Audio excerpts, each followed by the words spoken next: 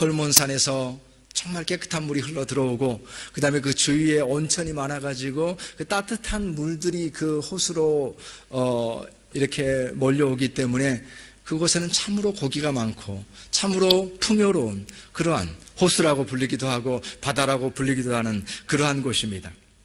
그것에 많은 사람들이 참으로 그 고기를 잡으면서 살아가고 있는데, 이 갈릴리 호수, 베드로에게 있어서 갈릴리 호수는 어디인가? 베드로에게 있어서 갈릴리 호수는 그야말로 베드로의 바다입니다. 갈릴리 호수는 베드로의 바다, 베드로의 입장에서는 이 갈릴리 호수는 나의 바다입니다. 누가 뭐라고 그래도 이 바다에서는 누구의 도움도 필요 없고 누구의 조언도 필요 없고, 내가 모든 것을 알고 있으며 내가 무엇을 해야 될지 알고 있으며 그 모든 것들을 내가 분별할 수 있습니다. 그것이 베드로의 바다이고 나의 바다입니다. 갈릴리 호수라고 하는 것은 베드로에게 있어서 그런 곳이었습니다.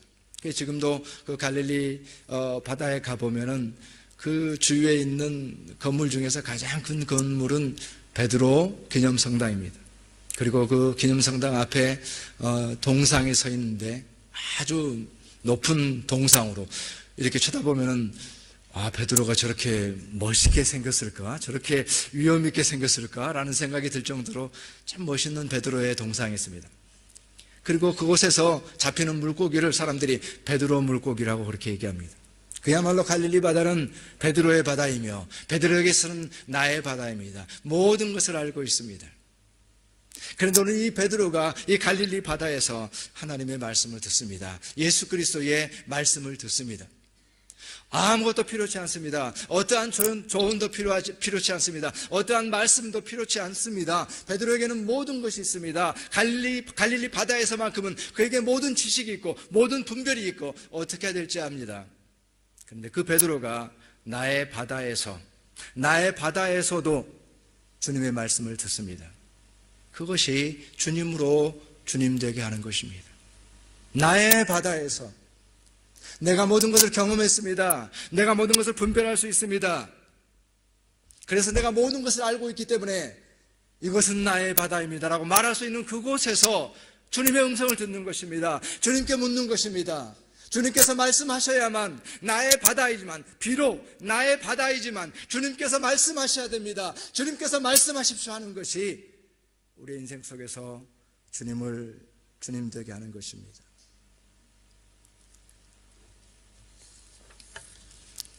우리가 이 땅 가운데 살아가면서 우리의 삶의 모든 터전에서 살아가다 보면은 그 가운데서 우리 삶에서 어떤 그 지루함 같은 것이 관찰이 될 수가 있습니다. 너무나도 익숙하고 매너리즘이 있고 이러한 삶을 우리가 관찰할 수 있습니다. 그러나 우리의 삶에 비록 익숙하다고 할지라도 우리의 삶의 조건 속에서 오늘도 주님께서 나에게 말씀하실 것이고 오늘도 주님께서 말씀하신 것을 기다립니다라고 하루를 시작하게 되어지면 우리의 일상의 지루함과 매너리즘이 없어집니다. 그것이 주님의 말씀을 기준으로 살아가는 새로운 삶입니다. 바로 베드로에게 있어서 갈릴리 바다는 너무나도 익숙하였지만 그러나 주님의 말씀이 그곳에 있었기 때문에 모든 것이 새롭게 시작이 되어집니다. 너무나도 익숙한 삶이었지만 그러나 주님의 말씀이 그곳에 있었을 때에 모든 것이 새로워지는 새로운 삶이 시작되는 것을 보게 됩니다. 주님께 모든 것을 맡기고 우리가 우리의 시간을 다 아는 것 같지만 그러나 우리의 시간을 다 알지 못합니다. 주님께서 우리의 시간을 아시고 정말 나에게 좋은 것이 무엇인지 내가 잘 아는 것 같지만 우리는 알지 못합니다. 정말 나에게 좋은 것이 무엇인지 우리는 알지 못합니다. 그러나 주님은 아십니다. 그래서 우리가 묻는 것입니다. 주님, 이 시간, 이때의 이 상황 속에서 정말로 나에게 좋은 것이 무엇입니까? 라고 주님께 묻는 것이죠. 내가 분별할 수 있고 내가 판단할 수 있지만 그 모든 것들을 주님께 맡기고 주님께 의지하게 될 때에 비록 나의 바다라고 할지라도 비록 베드로의 바다라고 할지라도 주님의 말씀에 귀를 기울이는 것입니다. 우리 가운데 이 땅 가운데 살아가면서 알마티 생활에 익숙하신 분들도 있겠지만은 또 알마티 오신 지 며칠 안 되신 분도 계시는데 우리 모두에게 동일하게 적용할 수 있는 것은 우리 삶이 어떠하다 할지라도 결국 우리는 어느 곳에 있든지 그곳이 나의 바다이든지 낯선 바다이든지 동일하게 주님만이 나를 인도하십니다. 주님의 말씀이 필요합니다. 주님이 말씀하셔야 내가 앞으로 나아가겠습니다라고 하는 그 고백을 가지는 것이 주님을 주님 되게 하는 그런 삶의 모습인 것을 알게 됩니다. 오늘 베드로는 그 베드로의 바다, 나의 바다에서 주님의 말씀을 들었습니다. 주님의 말씀을 의지하였습니다. 그래서 그 주님의 말씀이 있을 때에 그 말씀은 그저 참고하는 그 참고사항, 내 인생에 도움이 되니까 좋지, 내가 어떤 것을 결정할 때에 참고하면 좋지라고 하는 그 참고사항으로서의 말씀이 아니었습니다. 주님이 주님이 되신다라고 하는 것은 주님의 말씀이 우리 가운데 있을 때에 그 말씀은 우리 삶 속에서 절대적으로 순종해야 될 말씀이 되는 것. 그 말씀이 절대적으로 순종해야 될 그 말씀이 될 때에만 주님이 되시는 것입니다. 베드로에게 주님께서 깊은 곳으로 가서 그물을 던지라 이렇게 말씀합니다. 목수가 어부에게 얘기하고 있는 겁니다.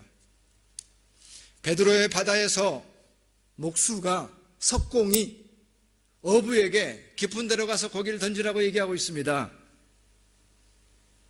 그런데 오늘 본문에서 잘 얘기하고 있는 것처럼 깊은 데로 가면은 고기가 없을 뿐더러 이미 밤새도록 수없이 그물을 다 내려봤어요. 그리고 이제 그물을 씻고 있습니다.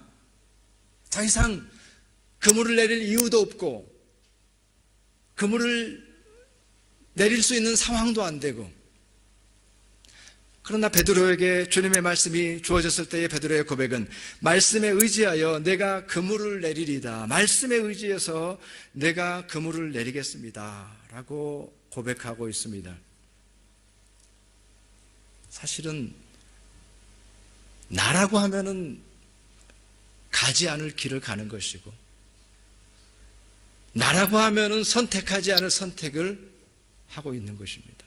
베드로의 순종이고 베드로의 선택입니다. 나한테 맡기면 나는 이걸 선택하지 않습니다. 나한테 물어본다고 한다면 나는 그물을 내리지 않습니다. 그러나 주님으로 주님 된다라고 하는 것은 내가 선택하지 않을 것을 선택하는 것이 주님의 말씀에 순종하는 것이고, 내가 가라고 한다면 가지 않을 그 길을 가는 것이 주님의 말씀에 순종하는 것이고, 그때에 주님이 주님 되시는 것입니다. 내가 선택하지 않을 것을 선택하게 됩니다. 나라면 선택하지 않을 것을 가게 되는 그 길을 가는 것이 주님으로 주님 되게 하는 그 길입니다. 주님을 부르고 주여 주여 하는 우리 모두가 가는 그 길은 바로 그 길입니다. 나한테 맡겨놓으면 가지 않을 그 길을 주님께서 말씀하셨기 때문에 내가 가겠습니다라고 하는 것이 주님을 주님 되게 하는 그 길이 되는 것이고, 내 생각으로는 고기가 없는데 주님께서 말씀하셨기 때문에 그 그물을 힘차게 던지는 겁니다. 주님께서 말씀하셨으니까 그 그물을 힘차게 던지는 겁니다. 나한테 선택하라고 했다면 나는 던지지 않았겠지만 주님께서 말씀하셨기 때문에 나는 깊은 곳에 그물을 던진다. 이것이 바로 주님께서 주님 되시는 자리가 됩니다.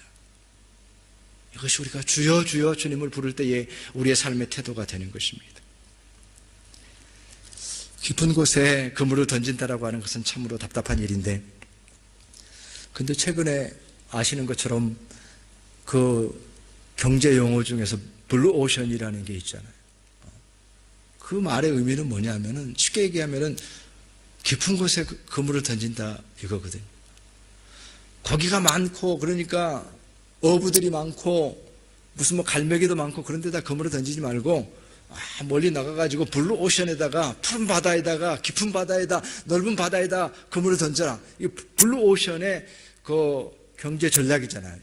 이거는 아마 결코 사라지지 않을, 그리고 너무나도 중요한, 언제나 의식해야 될 그런 경제 원리가 됐다고 생각하는데, 블루오션입니다. 깊은 곳에 내 생각으로는, 내 경험으로는 할 수가 없는데 그러나 깊은 곳에 그물을 던졌더니 거기에서 생각지 않은 아무런 경쟁자도 없이 놀라운 성과가 거기에 있는 것을 보게 될 때에 주님 당시에 갈릴리 바다에서 블루 오션이라는 얘기는 안 하셨지만 그러나 그 의미가 무엇일까? 나라면 선택하지 않을 길을 선택해서 간다라고 하는 것이 무엇일까? 그래서 다시 한번 생각해 보게 됩니다. 어쩌면 그 삶은 내가 선택하지 않은 삶이기 때문에 우리로서는 살 수 없는, 요새 말로 하면 창의적인 삶이고 창조적인 삶이고 내가 생각해낼 수 없는 그런 창조적인 삶의 의미가 거기에 있는 것을 보게 됩니다. 그래서 요새 어떤 프로그램을 보니까 참 기가 막히다고 해야 될까요? 참 그 아이디어가 에펠탑이 보이는 파리의 그 강가에서 한국식 포장마차를 열어가지고 거기에서 라면을 팔고 떡볶이를 판다. 에펠탑이 보이는 데다가 포장마차를 만들어가지고 거기에서 라면을 판다. 야, 정말 생각 자체가 너무나도 기가 막히구나. 이런 삶을 어떻게 생각해냈을까? 이런 삶을 어떻게 살 수가 있을까? 나라고 한다면 그런 삶을 살 수가 없을 텐데. 그런데 깊은 곳에 바다를 던지는 것과 같은 삶이 마치 그러한 삶, 창조적인 삶, 새로운 삶, 나의 선택만으로는 살아갈 수 없는 삶의 길이 거기에 있는 것을 우리가 경험하게 됩니다. 바로 이것이 참으로 주님의 말씀에 대해서 순종하고 아멘하고 나가는 그런 삶의 모습인데, 고린도서에 되어져 있는 말씀처럼 너희 가운데 전파된 하나님의 아들 예수 그리스도는 예하고 아니라함이 되지 아니하셨으니 그에게는 예만 되었느니라. 하나님의 약속은 얼마든지 그리스도 안에서 예가 되니 그런즉 그로 말미암아 우리가 아멘하여 하나님께 영광을 돌리게 되느니라. 내 수준으로 봤을 때는 예라고 하기가 좀 그래. 내 믿음과 내 형편으로 봤을 때는 아멘하기가 어려워. 그런데 어떻게 얘기하고 있습니까? 언제나 예만 한다고 얘기하고 있어요. 언제나 아멘만 한다고 얘기하고 있어요. 그리스도 안에서 그리스도께 복종하고 그리스도께 순종하는 삶의 모습이 언제나 예이며 언제나 아멘이며, 어떤 삶 가운데 있든지 예할 수 있는, 아멘할 수 있는 그 믿음과 순종이며, 그것을 통해서 하나님께 영광이 된다라고 말했습니다. 이것이 순종의 삶이고 주님께서 원하시는 삶입니다. 주께서 말씀하실 때에 주님으로 주님 되게 한다라는 삶은 바로 그것입니다. 내 뜻과 다르다고 할지라도 주님의 뜻이기 때문에 순종하는 것. 그때에 주님께서 주님 되시는 겁니다. 우리는 어떻습니까? 정말로 눈물을 머금고 주님의 말씀이고 주님의 뜻이기 때문에 내가 순종하겠습니다 했던 적이 언제입니까? 정말로 눈물을 머금고 이것은 내 뜻이 아니며 나의 바람도 아니며 내가 원했던 바도 아닙니다. 그러나 주님께서 말씀하시는데 그렇게 눈물을 머금고 주님께 순종한 적이 언제입니까?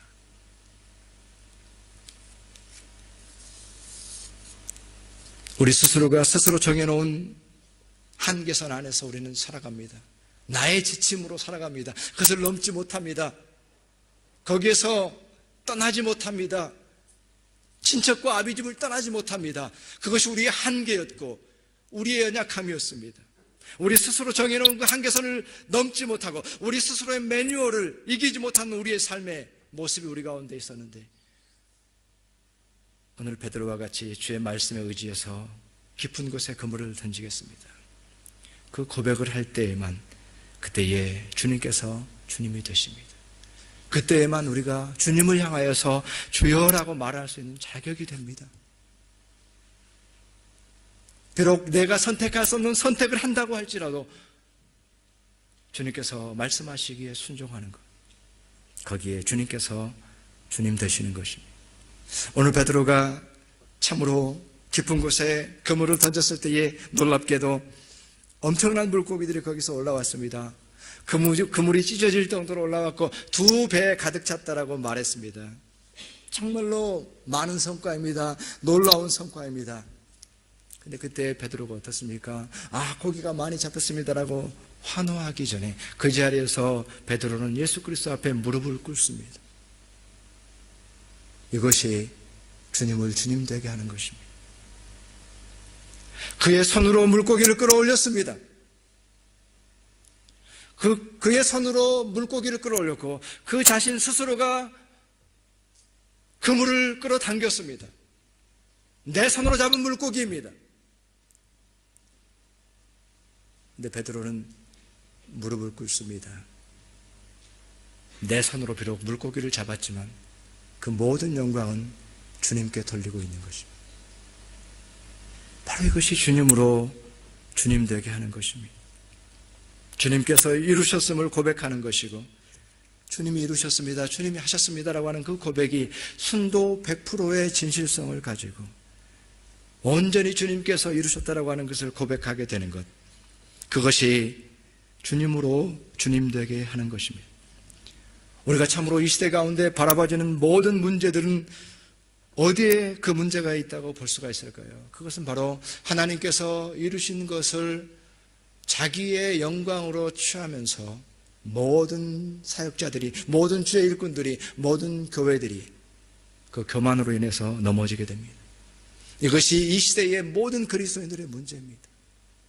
주님으로 주님 되게 한다라고 하는 이 사실은 참으로 주님께서 행하신 것을 주님께서 행하셨음이라고 하는 이 고백, 그래서 마땅히 주님께 영광을 돌리고 자기 자신은 무릎 꿇고 철저하게 겸손하게 되어지는 그러한 모습 속에서 주님께서 주님 되시는 겁니다.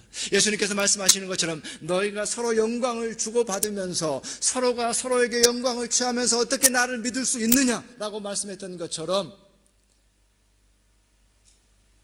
우리 스스로가 영광을 취하면서 주님께서 주님 될 수 없다라고 하는 이 사실 앞에서 우리는 다시 한번 깊이 생각을 해야 됩니다. 주님 앞에서 겸손해지는 것. 그래서 겸손에 대해서 얘기할 때에 참 새로운 도전이 되는 그 겸손의 정의가 겸손한 거는 좀 자기를 낮추는 거지, 낮아지는 거지, 이렇게 우리가 생각할 수 있는데 겸손의 정의는 어떻게 내렸냐면 겸손이라고 하는 것은 나에게 어떤 상황이 온다고 할지라도 평안한 것입니다. 이렇게 정의를 내렸어요. 겸손이 뭐지? 진정한 겸손이라는 것은 나에게 무슨 일이 일어나도 평안한 것이다라고 얘기를 하는 거예요. 더 나아가서 겸손은 예수 그리스도만 생각하는 것이 겸손입니다. 놀랍지 않습니까? 겸손은 내가 조금 낮아져야지 고개 익은 곡식이 고개 숙인다는데 이게 아니라는 거죠. 주님으로 주님 되게 하는 겸손이라는 것은 그것이 아닙니다. 나에게 무슨 일이 있다고 할지라도 내가 드러나지 않기 때문에 나는 평안한 것이고, 나에게 무슨 일이 일어난다고 할지라도 예수 그리스도만을 생각하고 있기 때문에 나는 겸손한 겁니다. 주님으로 인해서 내가 겸손해지는 겁니다. 교만할 틈이 없고 교만할 이유가 없고 예수 그리스도만을 생각하고 있기 때문에 그는 겸손할 수 있습니다. 그러할 때에 주님으로 주님 되게 하는 그러한 삶의 모습이 우리 가운데 있게 되는 것입니다. 베드로는 자기 스스로 그 물고기를 끌어올렸지만 주님 앞에 무릎을 꿇었습니다. 미국의 구세군을 창설하신 세멀 로건 브랭글이라는 분이 그가 평생에 걸쳐서 위대한 일을 많이 했기 때문에 어떤 모임에 갔더니 사람들이 자기를 소개하면서 위대한 브랭글 박사님 이렇게 소개를 했습니다. 그만큼 또 미국에서는 또 그런 매너가 좋으니까 그렇게 표현할 수 있겠죠. 근데 그날 밤에 이 브랭글 박사가 집에 돌아와서 그날 밤에 일기를 씁니다. 사람들이 나에게 위대한 브랭글 박사라고 하는데 라고 하면서 그날 밤에 그 일기에 이런 내용을 씁니다. 내가 그들의 눈에 위대한 사람으로 보였을지 모르나 주님은 철저하게 그분이 없는 나는 아무것도 아니라는 것을 알게 하시고 내 자신의 눈에도 내가 실로 아무것도 아님을 깨닫도록 가장 친절하게 나를 도와주고 계신다. 도끼는 자기가 나무를 잘랐다고 뽐낼 수 없다. 나무를 자르는 일은 나무꾼만이 할 수 있기 때문이다. 그가 도끼를 만들었고 도끼에 나를 갈았으며 그가 그것을 사용하셨다. 나는 결코 이 생각을 잊을 수가 없다. 이렇게 썼습니다. 자기 자신이 많은 것을 이루었습니다. 사람들이 위대하다고 할 만큼 그만큼이 됐습니다. 그냥 그 내면으로부터 그 자신을 바라보고 있습니다. 나무꾼만이 나무를 벨 수 있다. 그는 예수님만을 생각했고 예수님의 영광만을 생각했습니다.